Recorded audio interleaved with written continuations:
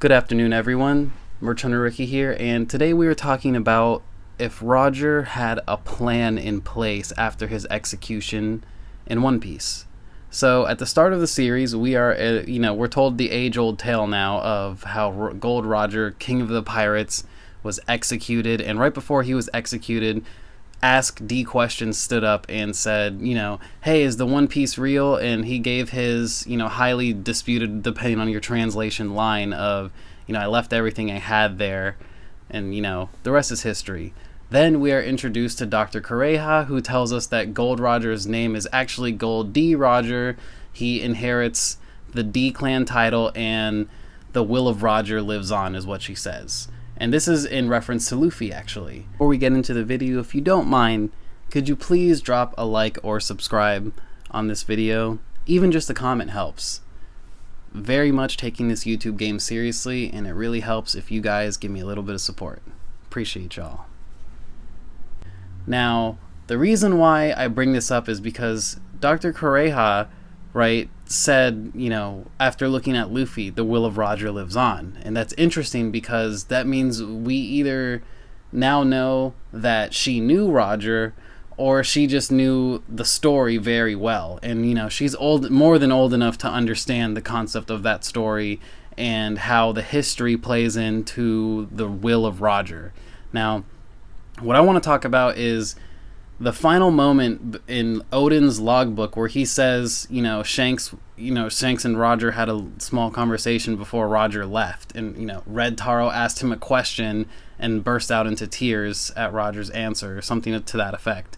It's basically saying, Shanks asked him something along the lines of, what do we do now? Or maybe he asked him, are you afraid to die? And maybe Roger responded in the way of Dr. Hiraluk, saying something more so like, I'm not gonna die, I won't be forgotten. Or who says I'm dying as long as I'm not forgotten? He probably said some Chad subject matter to Shanks. But what if he didn't, right? What if he actually did have a plan and said, you guys know what we discussed? Something along those lines. And it starts with his execution. Since he was already going to die of sickness, the execution is just a symbol. A brutal symbol, but it is the symbol that Roger wanted to leave behind. And, maybe to this day I don't truly understand why he chose to get executed rather than live his life. But, the remainder of his life probably wasn't that long anyways. And I think the show of him going to get executed, in my opinion, is the symbol that he's not afraid to live the consequences of the pirate life, and neither should pirates around the world, I guess. And that's just me kind of stumbling around in the dark. But what I want to get to is, did he strategically place Croqus at Twin Capes? Did he strategically place Rayleigh at Sabaody? Did he strategically place Shanks in the position to rise to power, right? At some point in Shanks' upbringing, I'm positive Roger figured out that he had Conqueror's Haki. And I'm bringing this up because I think his crew had 4 Conqueror's Haki users. Him, Oden, Shanks, and himself. Him, Oden, Shanks, himself. Oh, I'm so stupid. I said himself twice. No, I meant Rayleigh. Yeah, so Rayleigh, Oden, Shanks, and Roger all had Conqueror's Haki. Yet Shanks was relatively young when Roger died. And that means he either let out a burst of Conqueror's Haki at some point in time, or rather he figured out, hey, look, this kid does have the potential. Maybe he let out a burst of Conqueror's Haki, and Rayleigh was like, check it out, Shanks is over there standing tall. And meanwhile, Buggy's next to him passed out. That would be funny.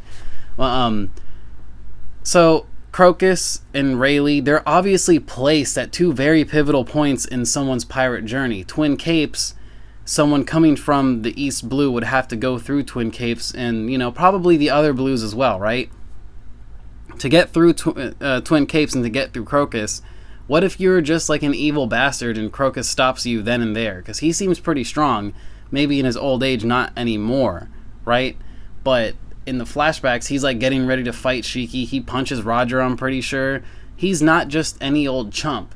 And him being strategically placed right there at Twin Capes, yes, he met the Rumbar Pirates, and I believe back when he was in Roger's Roger's doctor, he also was already acquainted with the Rumbar pirates. So that being said, he did, he already had his own goal in mind to help Laboon, but when he went out for Roger's final adventure, maybe something spoke to him like, hey, you know what? There are a lot of pirates coming through here, and I am maybe just one guy, but if I can be the one guy to find someone who reminds me of my old captain, I can point him in the direction of Rayleigh. And if Rayleigh can get that guy to the other side of the New World, maybe, just maybe, we'll find someone who is just on time. Because remember, Roger stated famously that they were too early, right? And we know Luffy cannot afford to be too late.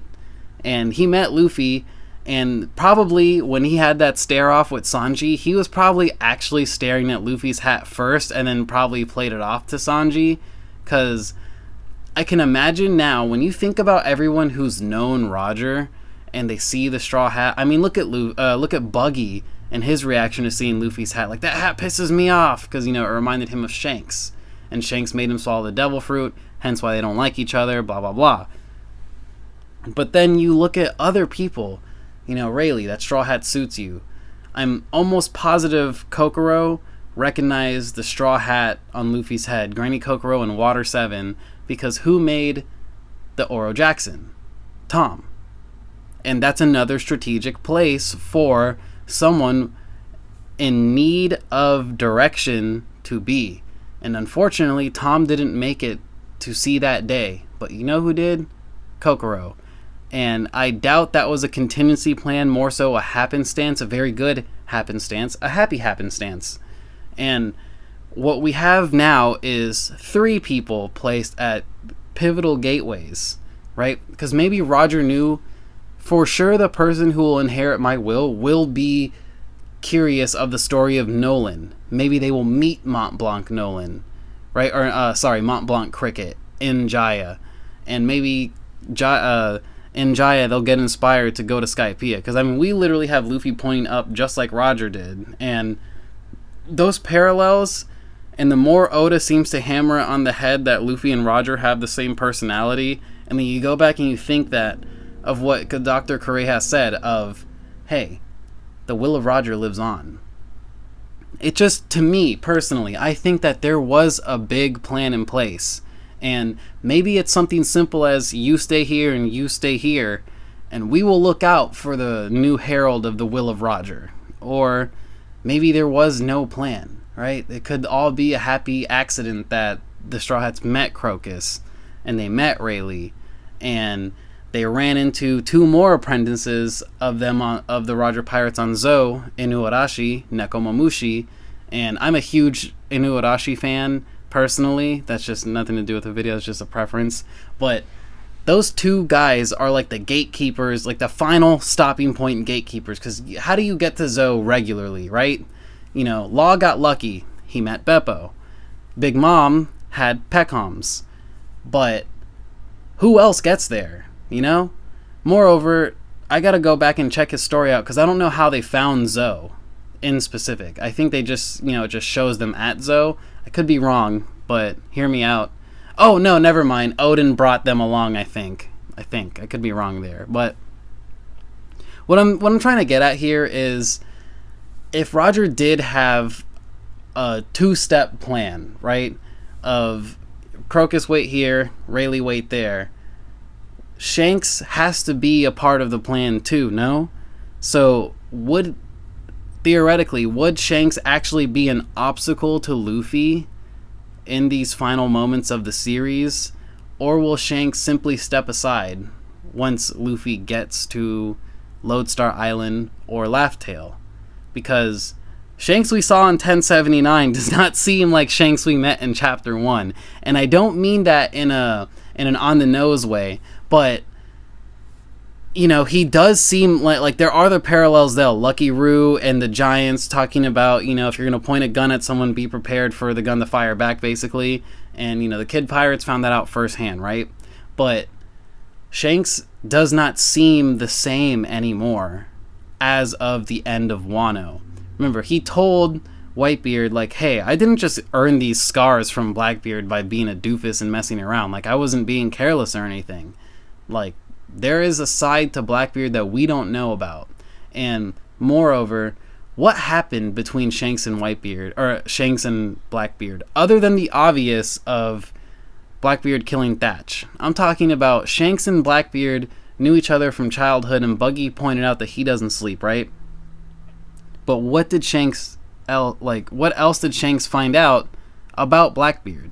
Because something about Blackbeard literally boils Shanks's blood to the core. So it's not that Blackbeard is outwardly obviously evil. It's not any of those things. They have a personal history, and an encounter or an interaction between the two of them let Shanks know, like, hey, forever, this dude is trying to end the world. You guys don't understand. Nobody wants to hear my story about Blackbeard, so I'm just not going to tell it.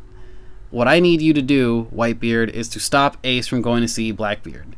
What I need you to do, Luffy, and I know he's never said this to Luffy, but, you know, I can only imagine if Luffy's like, hey, Shanks, I know we're both Yonko now, but I need to go fight Blackbeard. I can only imagine Shanks being like, no, you little fucker, don't do that shit. And furthermore, in Marineford, right, what I really enjoyed about their meeting is, like, you know, how Shanks just calls him Teach, and he's like, sorry, Blackbeard. You know, like, just kind of like, hey, it's you yet again, and I'm here, and you still won't fight me now that I'm a Yonko, is what I'm assuming that interaction was about. Because even Blackbeard said it himself. Hey, Shanks, pretty as a picture as always. You know what? I don't want to fight you. At least not yet, anyways. Zah, ha, ha, ha. And that line honestly chilled my blood, because since that line has dropped, I've been waiting for Shanks versus Blackbeard. Will Blackbeard kill Shanks? Is that something that will actually happen in the series? Who knows? We're gonna have to patiently wait to find out. But I would hope that it does not happen before Shanks gets to see Roger's will made. And honestly, it probably will, right? Let's be real. But I would prefer the final battle of One Piece to take place on Laughtale, and maybe that's a big ask, and maybe I'm talking fanfic right now, but I can just see it now. Like, they get to the shores of Laughtale, and it's such a great moment. We as fans, we rejoiced, and we get to page 19 of that chapter, and we see, Zeh, ha ha, fancy meeting you here, Straw Hat Luffy. Like, that, that would be so good. But again, possible fanfic territory now, right? We don't know. It's up in the air because they might meet right now in Egghead. But that's basically been the video. Shanks, Croqus, Rayleigh, they had to have had some sort of, like, unspoken or maybe spoken plan, right? I personally think there was a plan in place. And like I said, it could be as simple as Croqus stay in Twin Capes. The first stage of any pirate's journey is this one. You be the judgment of character from now on. And then, Rayleigh, you go wait in Sabaody. What I need you to be is the guy that measures their strength. Straight up. Raw power. Can they handle the journey? Can they actually be the ones that we need? Can he inherit my will? Can he walk in my shoes? Can he find the One Piece? Or she. But, you know, what I'm trying to say is, I, Merch Hunter Ricky, personally think that there was a plan in place for the Roger Pirates to find the latest and greatest version of the inheritor of Roger's will. That's been my video. I appreciate you listening, and have a good one.